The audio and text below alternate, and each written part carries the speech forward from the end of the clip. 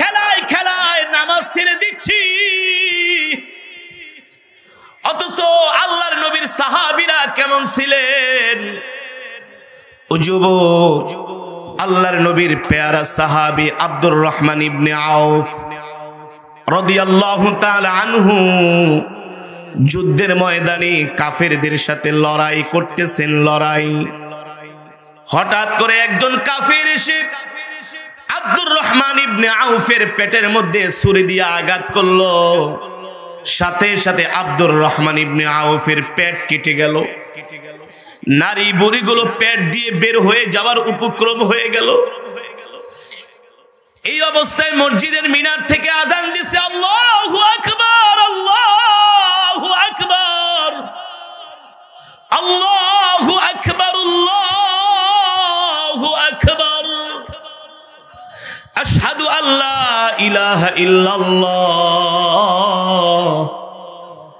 আশহাদু আল্লা ইলাহা ইল্লাল্লাহ।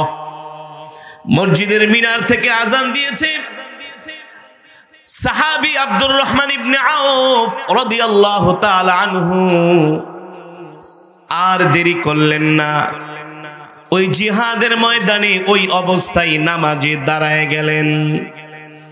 ইতিহাসের মধ্যে লেখে সাহাবী যখন নামাজে দাঁড়ায় গেলেন, ওই যে পেট কেটে গেছে, ওই পেটের ওই জায়গা দিয়ে নারী ভুঁড়িগুলো বের হয়ে যাচ্ছে। এক হাত দিয়া সাহাবী পেটের নারী ভুঁড়িগুলো চাপ দিয়া রুকুতে দেয়, সিজদায় যায়। এই অবস্থায়ও সাহাবী আব্দুর রহমান ইবনে আউফ নামাজ ছেড়ে দেয় নাই। আর জোরে বলেন আল্লাহু আকবার।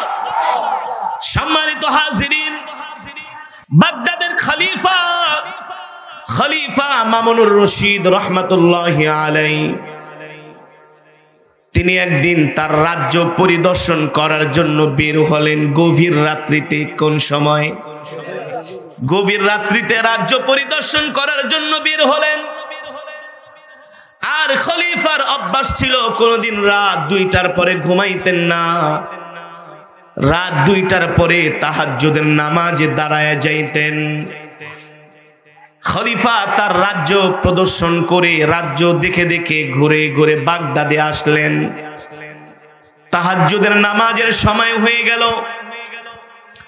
বাগদাদের মসজিদে ঢুকলেন নামাজ পড়ার জন্য। বাদশা ছিলেন ছদ্মবেশী। মসজিদের খাদেম বাদশাকে চিনতে পারলেন না। মসজিদের খাদেম এসে বলে, বুড়া তুমি কোত্থেকে এসছো? বাদশা মনে মনে চিন্তা করলেন, এই সময় যদি আমি আমার আসল পরিচয়টা দিয়া দেই, মসজিদের খাদেম ভয় পাবে। এ কারণে তিনি তার নিজের পরিচয়টা গোপন রাখলেন। আর বললেন, বাবা আমি একজন মুসাফির। আসলেই তো সে মুসাফির, রাজ্য ভ্রমণ করার জন্য বের হয়েছে। বলল, আমি একজন মুসাফির। বলল, মসজিদ থেকে বের হন। বলে, বাবা আমাকে একটু সময় দাও, নামাজের সময় হয়ে গেছে, তাহাজ্জুদের নামাজের সময়, আমি একটু নামাজ পড়ি। এক কথায় দুই কথায় মসজিদের নিরাপত্তার দিকে খেয়াল করে খাদেম বলল, আপনাকে এখন নামাজ পড়তে দেওয়া যাবে না, বাসায় যায় নামাজ পড়েন। বলে, আমার বাসা তো অনেক দূর। ওই সময় যদি বাদশা বলতে, বেটা তুই কাকে কি বলতেছোস, আমি তো হচ্ছি এই বাগদাদের বাদশা। এই কথা শোনার পরে ওই মসজিদের খাদেমের অবস্থা খারাপ হয়ে যেত। ঠিক কিনা বলে? কেমন আল্লাহওয়ালা ছিলেন বাদশা, আল্লাহর সাথে কেমন সম্পর্ক ছিল। নামাজ পড়ার কারণে আল্লাহ তাআলার কেমন পেয়ারা বান্দা হয়ে গেল। তাহাজ্জুদের নামাজের সময় হয়ে গেছে, বাড়িতে যেতে মন চায় না, মন চায় আগে রব্বে কারিমের কদমে সেজদা দেই। ও যুবক, খোদার কসম করে বলি, তুমি আমি যদি আল্লাহর সাথে সম্পর্ক করার মতো করতে পারি, তুমি আল্লাহর কদমে যখন সেজদা দিবা, সেজদার মধ্যে এত মজা লাগবে, এত মজা লাগবে, দুনিয়ার কোন চিজ আসবাবের ভিতরে এত মজা লাগবে না। ঠিক কিনা বলেন? নামাজ আল্লাহ তাআলার এমন এক হুকুম, নামাজ আল্লাহ তাআলার এমন এক বিধান, আকরাবু মা ইয়াকুনুল আবদু মির রাব্বিহি ওয়া হুয়া সাজিদ।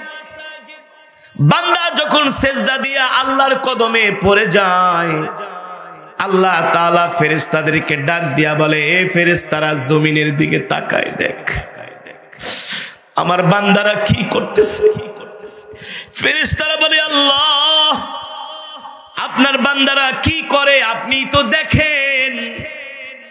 রব্বে কারীম বলে, না ফেরেশতা, আমি তোদের জবান থেকে শুনতে চাই। তখন ফেরেশতারা লজ্জাবনত হইয়া বলে, আল্লাহ আমরা মাটি দিয়া যেই বনি আদমকে সৃষ্টি করার জন্য নিষেধ করেছিলাম, ওই বনি আদম এখন আপনার কদমে সিজদা দিতেছে।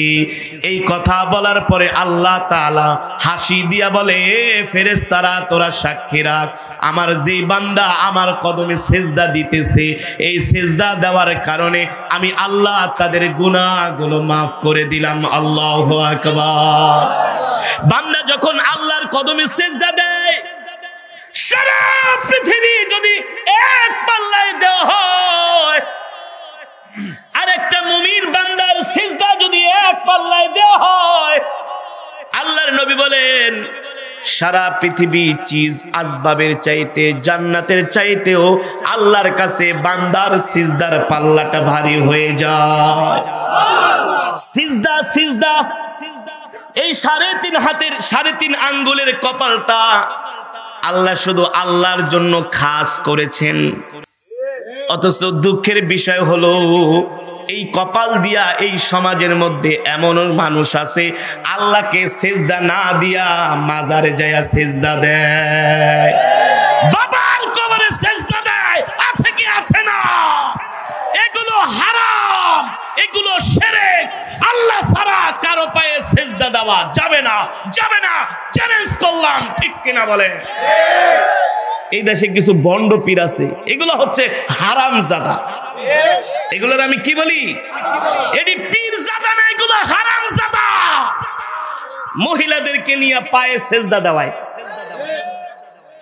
এই 2 দিন আগে ফেসবুকে দেখলাম, ওটা নাকি পীর হাফ প্যান্ট একটা পরছে, বৃদ্ধ। দেখছেন?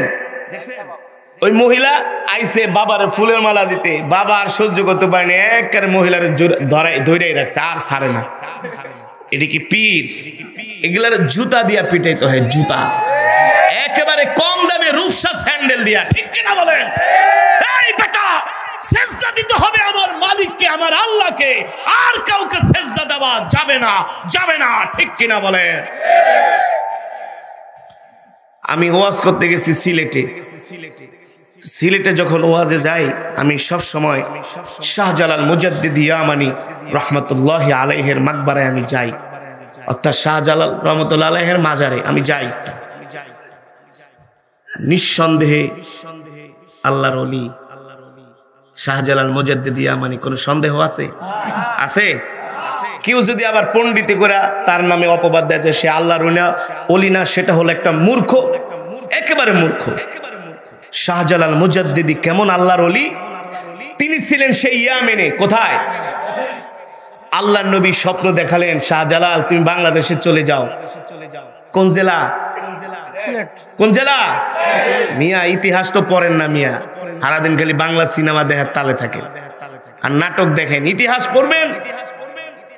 সিলেটে পাঠালেন, সিলেটে আসলেন, মাঝখানে বিশাল সুরমা নদী। কি নদী? অত্যাচারী বাদশাহ গৌর গোবিন্দ শুনতে পারলো যে ইয়ামেন থেকে একজন সুফি দরবেশ আসছে, শাহজালাল, তার সাথে আরো কিছু সঙ্গী সাথী আছে। সে আয়েশা গৌর গোবিন্দকে সাইজ করবে। কি করবে? সাইজ করবে। এই ভয়ে গৌর গোবিন্দ কি করলো? ওই সুরমা নদীতে যত নৌকা ট্রলার ছিল সব নৌকা ট্রলার গুলো একেবারে নদী খালি করে ফেললো। কি করে ফেললো? যাতে আসতে না পারে। একটু জবাব দিয়ে, কি করে ফেললো? খালি করে ফেললো। এখন নদীর পারে আইসা দেখে নৌকা নাই, ট্রলার নাই, স্টিমার নাই, কলার ভেড়া নাই, কিভাবে পার হবে? কিন্তু শাহজালাল মুজাদ্দিদি ইয়ামানি তার সাথে তো আল্লাহ তাআলার সম্পর্ক ছিল। সে তার খাদেমকে বলতেছে, এই 1 লোটা পানি আনো। কি আনো? 1 লোটা পানি দেয়া হলো। সুন্দর করে মিসওয়াক করে মুসাল্লা নিয়া নামাজে দাঁড়ায় গেল। কারণ আল্লাহ কোরআনে বলছেন, ইয়া আইয়ুহাল্লাযীনা আমানুস্তাঈনু বিস-সাবরি ওয়াস-সালাহ ইন্নাল্লাহা মা'আস-সাবিরিন। নবী দুনিয়ার মানুষদেরকে বলে দেন, তাদের যা কিছু দরকার সব কিছু তারা নামাজের মাধ্যমে আমার কাছে চাইবে। কার মাধ্যমে? কিসের মাধ্যমে চাইবে? কার কাছে? আরো জোরে বলেন, কার কাছে? আল্লাহ বলে, নবী আমার কাছে চাইতে বলেন, আমি আল্লাহ সব দিব। ওয়াদা করেছেন কে? আল্লাহ বলছে, বান্দা আমার কাছে নামাজের মাধ্যমে চাও। এখন আমরা নামাজ তো পড়ি না, নামাজ না পড়ে শুধু মানুষের কাছে চাই। আরে তুমি নামাজের মতো নামাজ পড়ো, নামাজি হও, 5 ওয়াক্ত নামাজি। দেখবা কোনো বিপদ আসার আগে তুমি সংকেত পাবা। কি আসার আগে? সংকেত পাবা। যখন আল্লাহ তাআলার সাথে নামাজের মাধ্যমে তোমার সম্পর্ক হয়ে যাবে, তখন তোমার জান মাল সবকিছুর দায়িত্ব আল্লাহ তার নিজ কুদরতে হাতে নিয়ে নিবে। ফাল্লাহু খায়রুন হাফিজ ওয়া হুয়া আরহামুর রাহিমিন। আল্লাহই হচ্ছেন উত্তম নিরাপত্তা দানকারী। ঠিক কিনা বলেন? শাহজালাল মুজাদ্দিদি ইয়ামানি নামাজে দাঁড়ায় গেলেন। এ যুবক, তোমাদেরকে কোনো কল্প কাহিনী শোনাচ্ছি না রে ভাই, বানায়া কোনো গল্প কোনো ঘটনা শোনাচ্ছি না। ইতিহাস লেখে শাহজালাল মুজাদ্দিদি ইয়ামানি রাহমাতুল্লাহি আলাইহি 2 রাকাত নামাজ পড়ে সিজদায় চলে গেলেন। আল্লাহর দরবারে সিজদা দিয়ে কান্নাকাটি করছেন, বলেন, মালিক আমি আপনার দ্বীন বিজয় করার জন্য এসেছি। আল্লাহ সামনে বিশাল সুরমা নদী, আমি এই নদী পার হব কিভাবে? নৌকাও নাই, স্টিমারও নাই, ট্রলারও নাই, পার হওয়ার জন্য কোনো ব্যবস্থা দেখছি না। কিন্তু আল্লাহ আপনার প্রতি আমার আস্থা বিশ্বাস হলো, আপনি যদি চান এই সুরমা নদী নৌকা ট্রলার ছাড়াও পার কইরা দিতে পারেন। কেমন ঈমান ছিল আল্লাহ তাআলার প্রতি! শাহজালাল মুজাদ্দিদি ইয়ামানির কানের মধ্যে ইলহামি আওয়াজ আসলো, শাহজালাল তুমি তোমার জায়নামাজটা নদীর মধ্যে বিছায় দাও। শাহজালাল মুজাদ্দিদি ইয়ামানি তার জায়নামাজটাকে নদীর মধ্যে বিছায় দিলেন। ওই জায়নামাজকে আল্লাহ নৌকা বানায়া সুরমা নদী পার করে দিলেন। আর জোরে বলেন আল্লাহু আকবার। ঠিক আল্লাহ নবীর দরবারে একজন সাহাবী আসছে, ওগো নবীজি আমার ঘরের মধ্যে খাবার নাই। পয়গম্বর বলল, যাও নামাজ পড়ো। আবার পরের দিন আসছে, ওগো নবী ঘরের মধ্যে তো খাবার দেখছি না, আসে নাই বলে আবার নামাজ পড়ো। তৃতীয় দিন আবার আসলো, এসে বলল, গো আল্লাহর নবী সালাসা মাররা। তৃতীয়বার আবার এসে বলল, গো নবীজি ঘরের মধ্যে খাবার নাই, খাবার তো আসছে না। নবীজি বললেন, ধৈর্য হারা হয়ো না, ইন্নাল্লাহা মা'আস সাবিরিন, আল্লাহ তাআলা ধৈর্যশীলদের সাথে থাকেন। ও সাহাবী যাও যাও উত্তম ভাবে নামাজ আদায় করো। ঠিক সাহাবী তৃতীয় দিন যে আবার ধৈর্যের সাথে নামাজ আদায় করলেন, আল্লাহ তাআলা ফেরেশতাদের মাধ্যমে ওই সাহাবীদের ঘরে খাবার পৌঁছে দিলেন। আল্লাহু আকবার। আল্লাহ পারে কি পারে না? জোরে বলেন, পারে কি পারে না? ও মুসলমান, আমার নবী বদরের যুদ্ধ করার জন্য বদরের প্রান্তরে গেলেন। কাফেরের সংখ্যা হলো 1000 আর মুসলমানের সংখ্যা মাত্র 300। কতজন? আপনাদের কাছে আমার প্রশ্ন, কোনদিন 313 জন 1000-এর সাথে লড়াই করে জিতা সম্ভব? সম্ভব? আল্লাহর নবী ওই সময় কি করলেন? সাহাবীকে বললেন, সাহাবী আতিনি, আমার জন্য 1 লোটা পানি নিয়ে আসো। আতিনিল মা, 1 লোটা পানি নিয়ে আসা হলো। নবীজি সুন্দর করে ওযু করলেন, তারপরে বললেন, আমাকে নামাজের মুসল্লাটা দাও। নামাজের মুসল্লা দেওয়া হলো। ওই বদরের প্রান্তরেও নবীজি মুসল্লার মধ্যে নামাজে দাঁড়ায় গেলেন। 2 রাকাত নামাজ পড়লেন। নামাজ শেষ করে আল্লাহর কদমে সেজদা দিলেন আর বললেন, মালিক, মাত্র 313 জন দুর্বল সাহাবী নিয়ে আমি 1000 কাফেরের বিরুদ্ধে লড়াই করার জন্য এসেছি। আল্লাহ, আপনি যদি আমাকে সাহায্য না করেন এই লড়াইয়ে জিতা কোনোদিন সম্ভব নয়।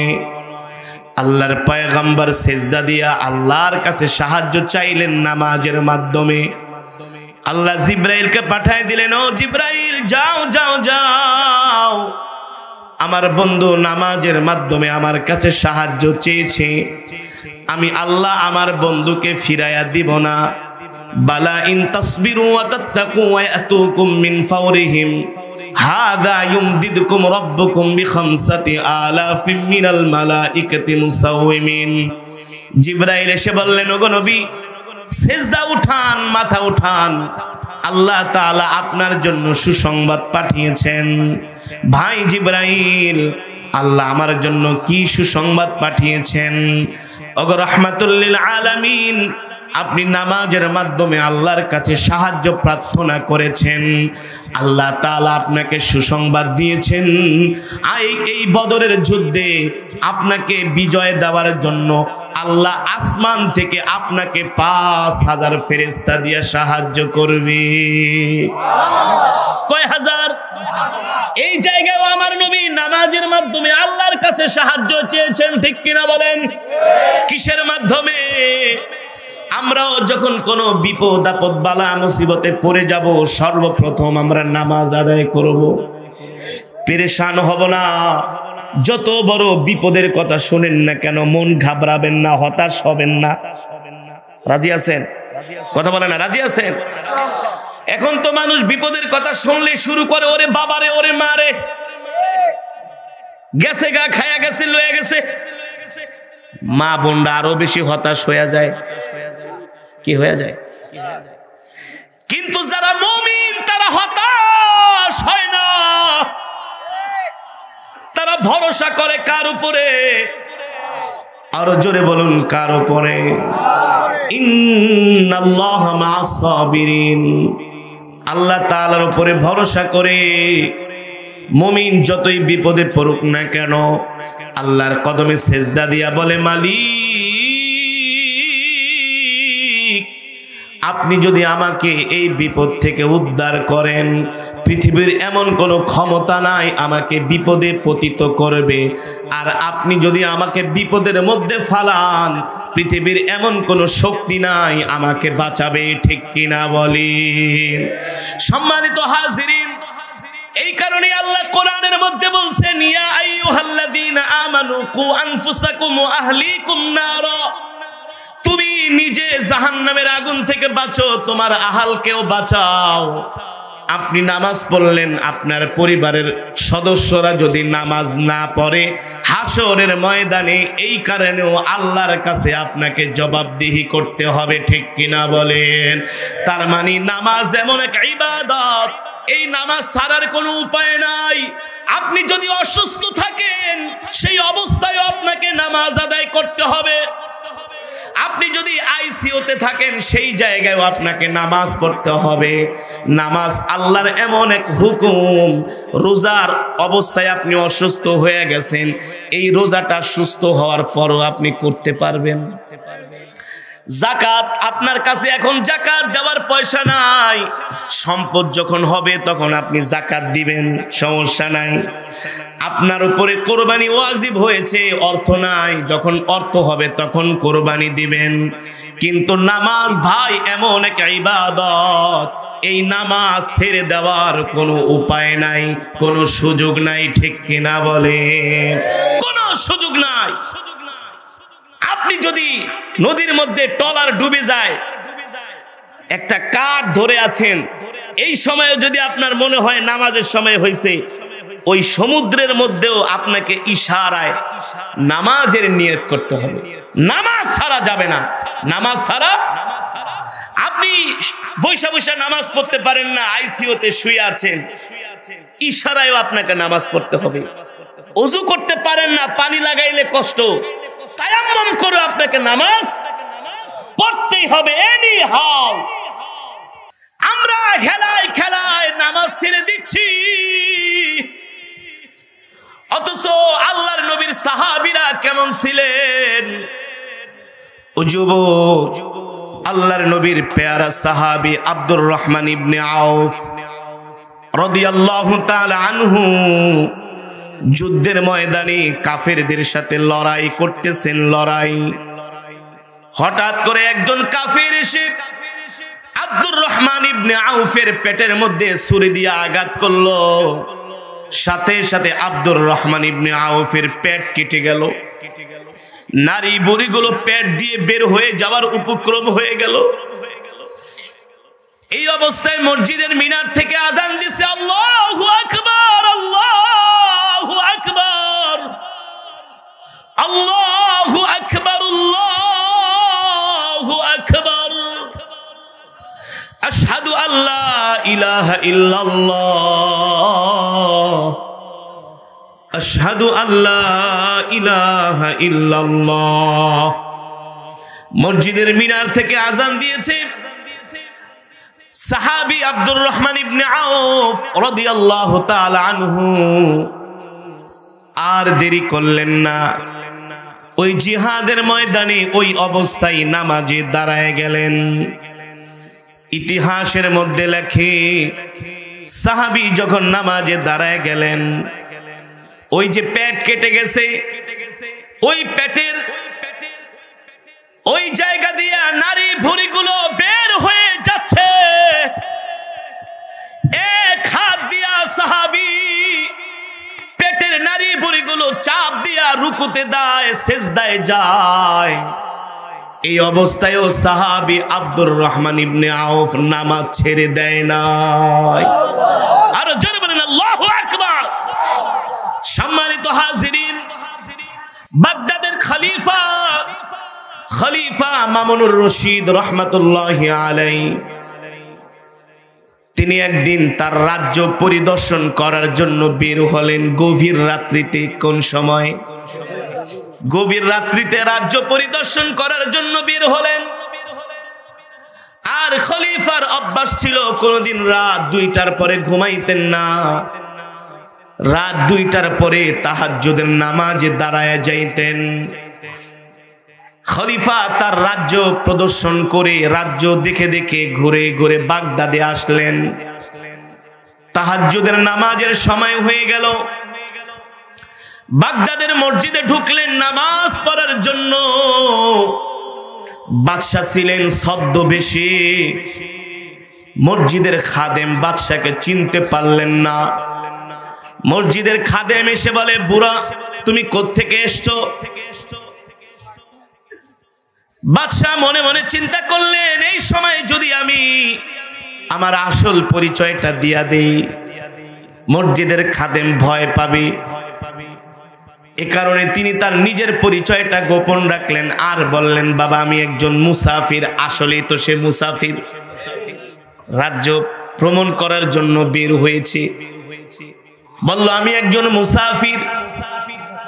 বলল, মসজিদ থেকে বের হন। বলে, বাবা আমাকে একটু সময় দাও, নামাজের সময় হয়ে গেছে, তাহাজ্জুদের নামাজের সময়, আমি একটু নামাজ পড়ি। এক কথায় দুই কথায় মসজিদের নিরাপত্তার দিকে খেয়াল করে খাদেম বলল, আপনাকে এখন নামাজ পড়তে দেওয়া যাবে না, বাসায় যেয়ে নামাজ পড়েন। বলে, আমার বাসা তো অনেক দূর। ওই সময় যদি বাদশা বলতে, বেটা তুই কাকে কি বলতেছোস, আমি তো হচ্ছি এই বাগদাদের বাদশা। এই কথা শোনার পরে ওই মসজিদের খাদেমের অবস্থা খারাপ হয়ে যেত। ঠিক কেমন আল্লাহওয়ালা ছিলেন বাদশা, আল্লাহর সাথে কেমন সম্পর্ক ছিল, নামাজ পড়ার কারণে আল্লাহ তাআলার কেমন পেয়ারা বান্দা হয়ে গেল। তাহাজ্জুদের নামাজের সময় হয়ে গেছে, বাড়িতে যেতে মন চায় না, মন চায় আগে রব্বে কারিমের কদমে সেজদা দেই। ও যুবক, খোদার কসম করে বলি, তুমি আমি যদি আল্লাহর সাথে সম্পর্ক করার মতো করতে পারি, তুমি আল্লাহর কদমে যখন সেজদা দিবা, সেজদার মধ্যে এত মজা লাগবে, এত মজা লাগবে, দুনিয়ার কোন চিজ আসবাবের ভিতরে এত মজা লাগবে না। ঠিক কিনা বলেন? নামাজ আল্লাহ তাআলার এমন এক হুকুম, নামাজ আল্লাহ তাআলার এমন এক বিধান, আকরাবু মা ইয়াকুনুল আবদু মির রাব্বিহি ওয়া হুয়া সাজিদ। বান্দা যখন সেজদা দিয়া আল্লাহর কদমে পড়ে যায়, আল্লাহ তাআলা ফেরেশতাদেরকে ডাক দিয়া বলে, এ ফেরেশতারা জমিনের দিকে তাকায় দেখ, আমার বান্দারা কি করতেছে। ফেরেশতারা বলে, আল্লাহ, আপনার বান্দারা কি করে আপনি তো দেখেন। রব্বে কারীম বলে, না ফেরেশতা, আমি তোদের জবান থেকে শুনতে চাই। তখন ফেরেশতারা লজ্জাবনত হইয়া বলে, আল্লাহ, আমরা মাটি দিয়া যেই বনি আদমকে সৃষ্টি করার জন্য নিষেধ করেছিলাম, ওই বনি আদম এখন আপনার কদমে সিজদা দিতেছে। এই কথা বলার পরে আল্লাহ তাআলা হাসি দিয়া বলে, এ ফেরেশতারা, তোরা সাক্ষী রাখ, আমার যেই বান্দা আমার কদমে সিজদা দিতেছে, এই সিজদা দেওয়ার কারণে আমি আল্লাহ তাদের গুনাহগুলো মাফ করে দিলাম। আল্লাহু আকবার।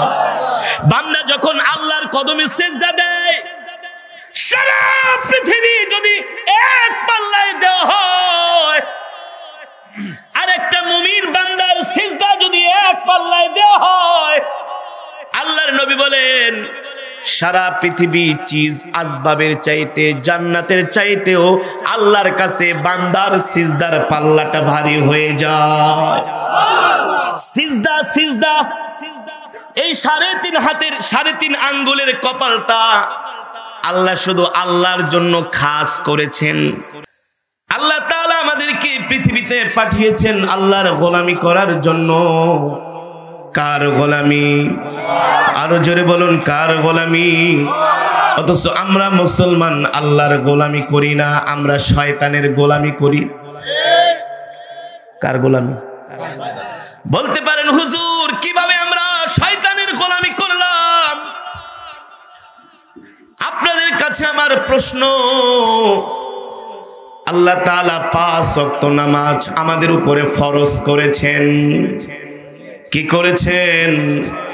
একটু আগে আমি আপনাদের সামনে যে কোরআনে কারীম থেকে তেলাওয়াত করলাম, আমি একটা আয়াত বারবার পড়েছি, একটা আয়াত আমি বারবার তেলাওয়াত করেছি।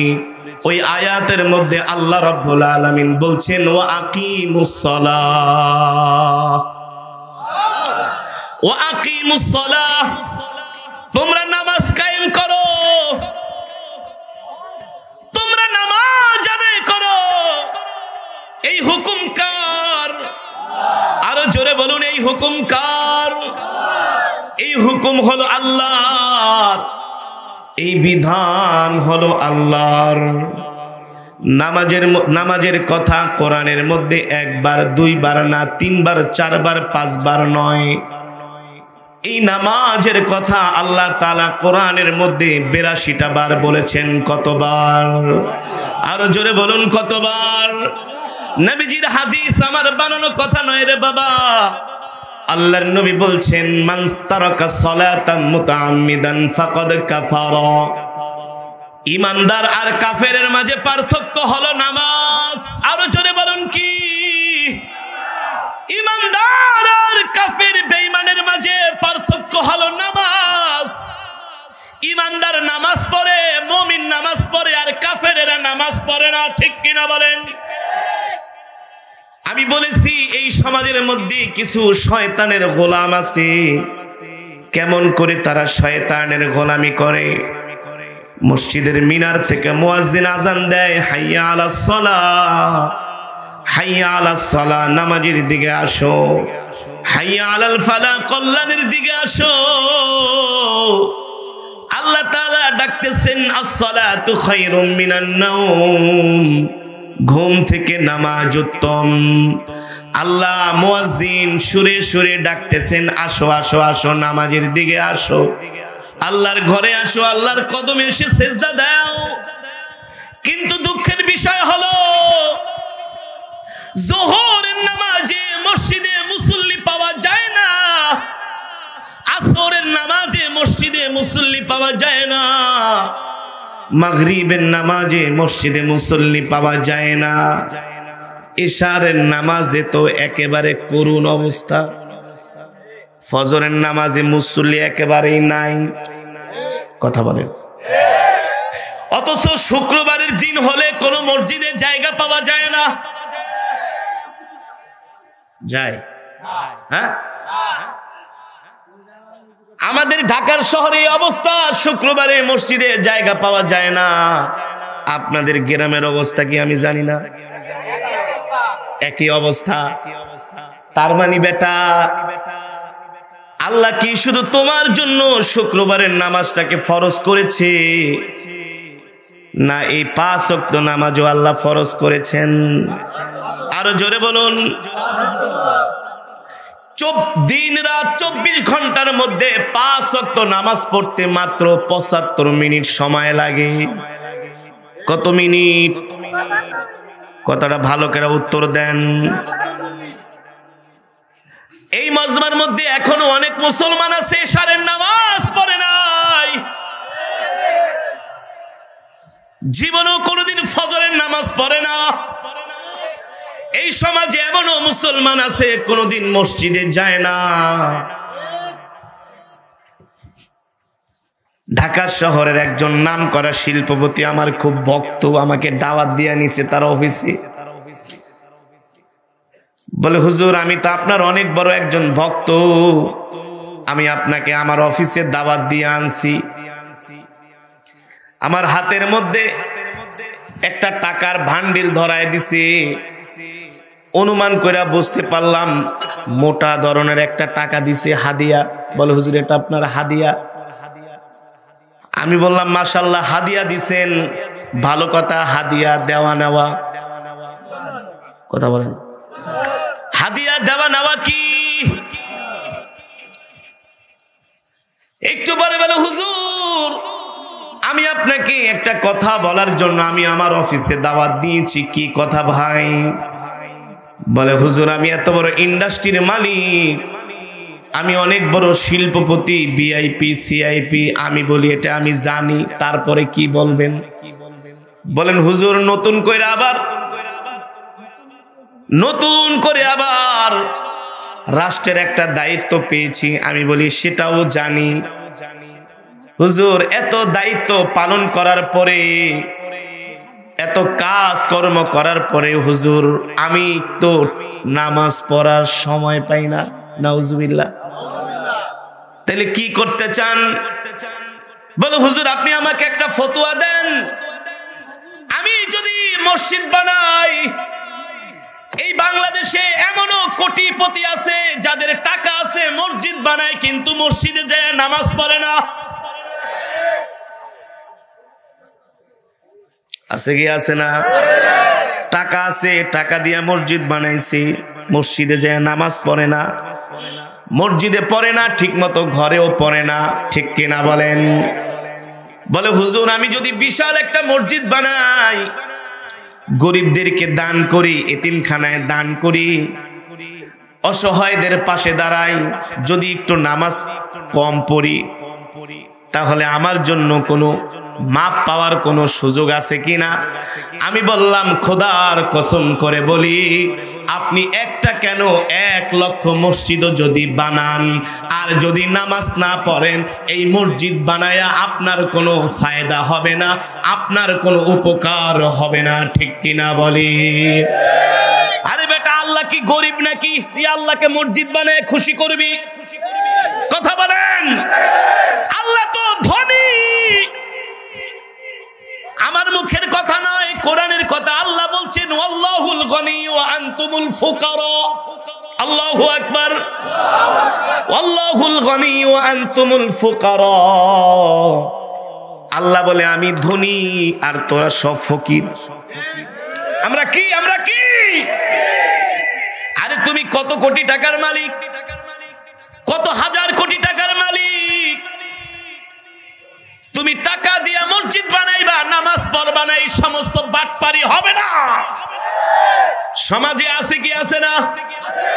আমি বললাম ভাইজান, আপনি যদি 5 ওয়াক্ত নামাজ ঠিক মতো আদায় না করেন, মসজিদ বানায় কোনো লাভ নাই।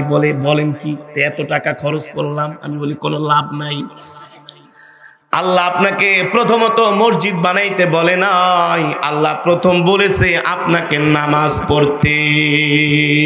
আর রাসূলের হাদিস, আউয়ালু মা ইউহাসাবু বিহিল আবদু ইয়াউমাল কিয়ামাতিস সালাহ, কিয়ামতের দিন সর্বপ্রথম আল্লাহ নামাজের হিসাব নিবে। খুব মন খারাপ করলো, কারণ মন মতো তো আর ফতোয়া দিতে পারি নাই। খুব রাগ করলো, পেঁচিয়ে ঠেচিয়ে ফতোয়াটা তার পক্ষে নেওয়ার চেষ্টা করলো। আমি বললাম ভাইজান, আপনি রাগ করেন আর খুশি হন, আপনি যত টাকা মসজিদ মাদ্রাসায় এতিমখানায় দান করেন না কেন, আপনি যদি নামাজ না পড়েন, মক্কা শরীফের ইমামও যদি আপনার জন্য দোয়া করে, সেই দোয়া কবুল হবে না। হবে না, হবে না।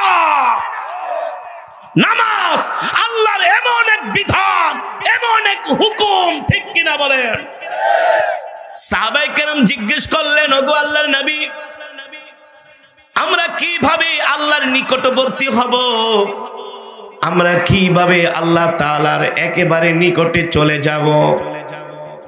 সরকারে দো আলম, ইমামুল আম্বিয়া, সাইয়্যিদুল মুরসালিন, খাতামুন নবিয়্যিন, নবী দো জাহান, নবী রাহমাত, রাহমাতুল লিল আলামিন বললেন, সাহাবীরা, আকরাবু মা ইয়াকুনুল আবদু মির রাব্বিহি ওয়া হুয়া সাজিদ। এ সাহাবীরা, বান্দা যখন আল্লাহর কদমে সেজদা দেয়, তখন বান্দার মাঝে আল্লাহর মাঝে কোনো পর্দা থাকে না। আল্লাহু আকবার। ও যুবক, তুমি যদি আল্লাহর নিকটবর্তী হতে চাও, নামাজের দিকে আসো, ঠিক কিনা বলেন? কোথায় আসো? এই বাংলাদেশের মেজরিটি পার্সেন্ট মানুষ নামাজ পড়ে না। বাংলাদেশের যারা রাজনীতি করে, মেজরিটি পার্সেন্ট মানুষ নামাজ পড়ে না। রাগ করতেছেন? কারণ উদাহরণ দিচ্ছি, এক্সাম্পল দিচ্ছি। সোহরাওয়ার্দী উদ্যানে যখন রাজনীতিবিদদের মিটিং হয় কি হয় না? এই ঝিনাইদহ জেলা শহরে, যশোর জেলা শহরে রাজনীতিবিদদের মিটিং হয়। আর ওই মিটিং এর মধ্যে মিনিমাম 90% থাকে হলো মুসলমান। আসরের নামাজের আজান দিয়েছে, কোন নামাজ? এই কথা বলেন আওয়াজ করে। ওই মিটিং এ তো আপনারাও থাকেন। আসরের নামাজের আজান দিয়েছে, হাইয়া আলাস সালাহ, নামাজের দিকে আসো। উচিত ছিল ওই সময় মিটিং টিটিং বন্ধ করে বলতে হবে 20 মিনিটের জন্য নামাজের বিরতি। এই একজন ইমাম সাহেব দাঁড়ায় যাও, নামাজের ইমামতি করবা, আমরা তার পিছনে নামাজ পড়ব, তারপরে আবার মিটিং শুরু হবে। দুর্ভাগ্যজনক হলেও সত্য, কোন জনসভার মধ্যে এভাবে নামাজের কাতার দিয়া নামাজ জামাতের সাথে আদায় করা হয় না। বানায় বলছি, আল হাক্কু মুররুন, হক কথা তিতা। এখন উচিত কথা বললেই তো বলবেন হুজুর আপনি এমন কথা বলেন কেন? এ মিয়া, কেন বলবো না? এই কথা বলার দায়িত্ব দিয়ে আল্লাহ আমাকে দুনিয়াতে পাঠাইছে, ঠিক কিনা বলেন? হাসরের মাঠে আল্লাহ আমাকে জিজ্ঞেস করবে, কারিয়াসাত, তুমি কেরাত পয়রা স্টেজ গরম করছো, কিন্তু আমার বান্দারা ঠিক মতো 5 ওয়াক্ত নামাজ পড়ে নাই, তাদেরকে নামাজের জন্য তুমি কেন বলো নাই? তোমার বলার দ্বারা যদি আমার বান্দারা নামাজ পড়তো আজকে, তাহলে তাদের আমলের পাল্লা ভারী হয়ে যেত, ঠিক কিনা বলেন? এই মিয়া, যে নামাজ পড়ে না ইসলামে তার কোনো অংশ নাই, কি নাই? যে নামাজ পড়ে না ইসলামে তার কোনো অংশ নাই। ও হলো গরু খাওয়া মুসলমান। কি খাওয়া মুসলমান? যে নামাজ পড়ে না ইসলামে তার কোনো অংশ নাই। সেলিম ভাই, শুধু সেলিম ভাই না, আরো যত ভাই আছেন এই মাহফিলে, নামাজ না পড়া যদি 100 বছর মাহফিল করেন, এই মাহফিলে কোনো লাভ হবে না, হবে না, হবে না। চ্যালেঞ্জ। আগে নামাজি হতে হবে। জোরে বলেন, কি হতে হবে? রাগ করতেছেন, কষ্ট পাইতেছেন, মেডিসিন কি একটু বেশি হয়ে যাইতেছে? আর কতদিন? চুল পেকে গেছে, 60 বছর হয়ে গেছে, মিয়া নামাজ পড়েন না। জুমা নামাজে পর্যন্ত যান না, 5টা ওয়াক্ত নামাজে মসজিদে পাওয়া যায় না, অথচ চায়ের দোকানে বসে বাংলা সিনেমা দেখেন। একটা বাংলা সিনেমা দেখতে 3 ঘন্টা লাগে। এই 3 ঘন্টার ভিতরে বিড়ি খান 10টা। কয়টা? আমি কমই কইলাম, বিড়ি খায় 10টা। আমার কথার সাথে বাস্তবতার মিল আছে কি আছে না? একটার পরে একটা বিড়ি খায়, বাংলা সিনেমা দেখে। এ বুড়া, তুমি কি কইরা এই বৃদ্ধ বয়সে তোমার চোখ দিয়া বেগানা মহিলারে দেখো? আরে তোমার জন্য তো আল্লাহ জান্নাতের মধ্যে হুর রেডি করে রাখছি। 1টা না, 2টা না, 3টা না, 4টা না, 5টা না, কয়টা? কয়টা বলেন হুজুর? এই 70টা হুর কি মাথায় নিমু নাকি কুলে নিমু? বিয়া একটা করছেন, আর একটা করতে মন চায়। বিশ্বাস করেন না? আমরা তো টেকনাফ থেকে তেতুলিয়া, সুরমা থেকে পাথুরিয়া, বান্দরবান থেকে সুন্দরবন, শুধু বাংলাদেশ না পৃথিবীর অনেক দেশে আমরা যাইয়া এই প্রোগ্রাম করি, বয়ান করি, কেরাত করি। কত প্রবাসে আছে, বলে হুজুর কোটি কোটি টাকা কামাই করি, অর্থের অভাব নাই, কি করতে চান? বলে হুজুর বিয়ে তো একটা করছি বাংলাদেশে, এখন বিদেশেও একটা করতে মন চায়। আমি বলি করেন না কেন? কয় হুজুর যদি করি তাহলে বাংলাদেশে গেলে স্ত্রী তো ঘরে ঢুক, তাই করেন। কয় হুজুর বুক ফাটে তো মুখ ফাটে না। বিয়ে একটা করছেন, আর একটা করতে মন চায়, কিন্তু ভাবির ডরে করেন না। মন কিন্তু কথা কয় না। আর যদি মন না চায় তাহলে ওটার কন্ট্রোলিং পাওয়ার নাই। আরে আল্লাহ তো কোরআনের মধ্যে মাসনা ওয়া সুলাসা কয়টার কথা বলছি? মা বোনেরা আপনারা আবার রাগ করেন না, রাগ করে কোনো লাভ নাই, কোরআনের কথা বলতেই হবে, ঠিক কিনা বলেন? সম্মানিত হাজিরিন, কোন প্রসঙ্গে এই কথাটা বললাম? আপনার বয়স 50-60 বছর হয়ে গেছে, মসজিদের মিনার থেকে আজান দেয়, বেগানা মহিলারা টেলিভিশনের ভিতরে নাচে, সেই চায়ের দোকানে বসে আপনি বেগানা মহিলাদের নাচ দেখেন। অথচ আল্লাহ বলছে হাইয়া আলাস সালাহ, নামাজের দিকে আয়, হাইয়া আলাল ফালাহ, কল্যাণের দিকে আয়। আল্লাহু আকবার, আল্লাহু আকবার, আমি সবচেয়ে বড়, লা ইলাহা ইল্লাল্লাহ, আল্লাহ ছাড়া কোনো মাবুদ নাই, ঠিক কিনা বলেন? বাংলা সিনেমা দেখলেন 3 ঘন্টা লাগায়, অথচ নামাজ পড়তে লাগে মাত্র 10 থেকে 15 মিনিট, ঠিক কিনা বলেন? এই কোরআনের মজমা বর্তমানে শুধু গতানুগতিক ওয়াজ মাহফিল নয়, এই কোরআনের মজমাগুলো হচ্ছে ইসলামী জাগরণের একটা প্রতিচ্ছবি। কথা বুঝছেন? ইসলামী জাগরণের একটা প্রতিচ্ছবি। নাস্তিক, মুরতাদ, বেঈমানদের বিরুদ্ধে আমাদের লড়াই, আমাদের জিহাদ, ঠিক কিনা বলেন? এই মাহফিলগুলো এটাই প্রমাণ করে দেয় বাংলাদেশের মুসলমান ইসলামের পক্ষে আছে, কোরআনের পক্ষে আছে, দ্বীনের পক্ষে আছে। সম্মানিত হাজিরিন, দীর্ঘক্ষণ সময় আমি আপনাদেরকে কোরআনুল কারীমের তেলাওয়াত করে শুনিয়েছি। আমি বলছি না, আল্লাহ বলছেন ওয়া ইযা তুলিয়াত আলাইহিম আয়াতুহু যাদাতহুম ঈমানা। কোরআনে কারীমের তেলাওয়াত শুনলে ঈমান বৃদ্ধি পায়, ঈমান মজবুত হয়। ঈমান মজবুত করার দরকার আছে কি আছে না? আমাদের ঈমান শূন্যের কোঠায় নেমে গিয়েছে, আমাদের ঈমান প্যারালাইসিস হয়ে গেছে। এ কারণে ইসলামের বিরুদ্ধে কথা বলে, দ্বীনের বিরুদ্ধে কথা বলে আমরা কোনো প্রতিবাদ করতে পারি না। আমাদের ঈমান দুর্বল হয়ে গেছে। সারা পৃথিবীর একই অবস্থা, সারা পৃথিবীর, শুধু বাংলাদেশটা, সারা পৃথিবীর একই অবস্থা।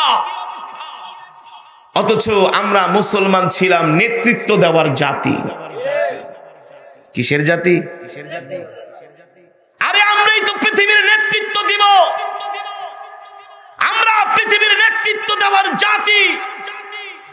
আমাদের আল্লাহ হলেন সর্বশক্তিমান, একচ্ছত্র ক্ষমতার মালিক। জোরে বলেন, আরো জোরে বলেন, আওয়াজ করে বলেন। পৃথিবীর শ্রেষ্ঠ কিতাব আমাদের কি? পৃথিবীর শ্রেষ্ঠ ঘর বাইতুল্লাহ কাদের? কথা বলেন, কাদের? পৃথিবীর শ্রেষ্ঠ নবী। সব দিক দিয়ে আমরা শ্রেষ্ঠ, সব দিক দিয়ে কি? তাহলে আমরা মাইর খাই কেন? তাহলে কি কথা বোঝা যায় যাদের কাছে কোরআন আছে তারা শুধু মাইর খাবে, যাদের পৃথিবীর সবচেয়ে দামি ঘর যাদের বাইতুল্লাহ তারা মার খাবে, যাদের আল্লাহ হচ্ছেন পৃথিবীর সর্বময় ক্ষমতার মালিক সে আল্লাহর বান্দারা মার খাবে, যাদের নবী হচ্ছেন পৃথিবীর শ্রেষ্ঠ নবী শ্রেষ্ঠ পয়গম্বর তারা মার খাবে। এটা কি হতে পারে? পারে না। আমরা ইসলাম এবং দ্বীন থেকে, আল্লাহর গোলামি থেকে দূরে সরে গিয়েছি। এই কারণে আমরা মার খাচ্ছি, এই কারণে আমরা কি খাচ্ছি? আমি আপনাদের সামনে আজকে একটা মোস্ট ইম্পর্টেন্ট বিষয় নিয়ে মুখতাসার কিছু আলোচনা করব, যেটা বর্তমান সমাজের মধ্যে একেবারে 100% দরকার।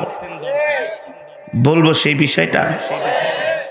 বিষয়টা হলো সালাত, সেই বিষয়টা হলো নামাজ। আমি যখন মাহফিলে যাই, যুবকরা এসে বলে হুজুর এমন কেরাত পড়া পড়বেন একেবারে স্টেজ গরম করে ফেলাইবেন, হুজুর এমন টান দিবেন কলিজা ঠান্ডা করে ফেলবেন, হুজুর এমন টান দিবেন একেবারে মাইকে তার তোর সিরা ফেলাইবেন। এক মাহফিলে গেছি, হুজুর আজকে ইউনিট বেশি না, মাত্র 9টা কাটছে। কেরাতের টানে কয়টা? 9টা কাটছে। পরবর্তী বছর গেছি, হুজুর গত বছর তো 9টা কাটছেন, এই বছর আরো বেশি কাটতে হইব। আবার বলে হুজুর এই যে দেখেন মোবাইলের মধ্যে আপনার কেরাত, আগে গান শুনতাম এখন আর গান শুনি না, কোরআন তেলাওয়াত শুনি। মাশাআল্লাহ, বেশ ভালো কথা, কোরআন শোনো। আজকে একটু লম্বা কেরাত পড়েন, মাশাআল্লাহ পড়বো। তাহলে এদিকে আসো, ইশারের নামাজ পড়ছো? এই কথা বলার পরে মাথাটা নিচু করে রাখা, হুজুর প্যান্টটা নষ্ট। কি নষ্ট? তোদের প্যান্ট কি সারা জীবন নষ্টই থাকবে? এই সমস্ত বাটপারি কথাবার্তা চলবে না। নামাজ আল্লাহর হুকুম, নামাজ আল্লাহর বিধান, ঠিক কিনা বলেন? সম্মানিত হাজিরিন, সেই সালাত নামাজ নিয়ে আপনি আপনাদের সামনে আলোচনা করব। তার আগে এতদিন আমরা ওয়াজ মাহফিলে, বক্তৃতার মঞ্চে আমরা এদেশের মুসলমান, সারা পৃথিবীর মুসলমানদেরকে একটা কথা আমরা বারবার বোঝানোর চেষ্টা করেছিলাম যে সারা পৃথিবীতে মুসলমানদের কয়টা রাষ্ট্র আছে জানেন? মাশাআল্লাহ। কয়টা? জোরে বলেন, জোরে বলেন। 57টি রাষ্ট্র আছে, 200 কোটির উপরে মুসলমান আছে। পৃথিবীর যত দামি সম্পদ, সব এই দামি সম্পদগুলো আল্লাহ তাআলা মুসলমানদের দেশে দান করেছে। পৃথিবীর সবচেয়ে দামি সম্পদের নাম দেখি, বলতে পারেননি? তেল। দামি সম্পদের নাম, যেটাকে বলা হয় ব্ল্যাক গোল্ড। কি gold? Black gold. Black gold মানে কালো তেল, ওয়েল, ডিজেল, পেট্রোল। আমরা এতদিন ওলামায়ে কেরাম বলেছিলাম 57টি পৃথিবীতে মুসলিম রাষ্ট্র যদি এক কাতারে চলে আসে, 200 কোটি মুসলমান যদি এক কাতারে চলে আসে, পৃথিবীর পরাশক্তি আমেরিকা, রাশিয়া, জার্মান, ফ্রান্স মুসলমানের কাছে মাথা নত করতে বাধ্য হবে। বাধ্য কি হবে? কথাটা বিশ্বাস হয় না? আমেরিকার সাথে রাশিয়ার এখন যুদ্ধ। আমেরিকার সাথে কি? রাশিয়ার যুদ্ধ।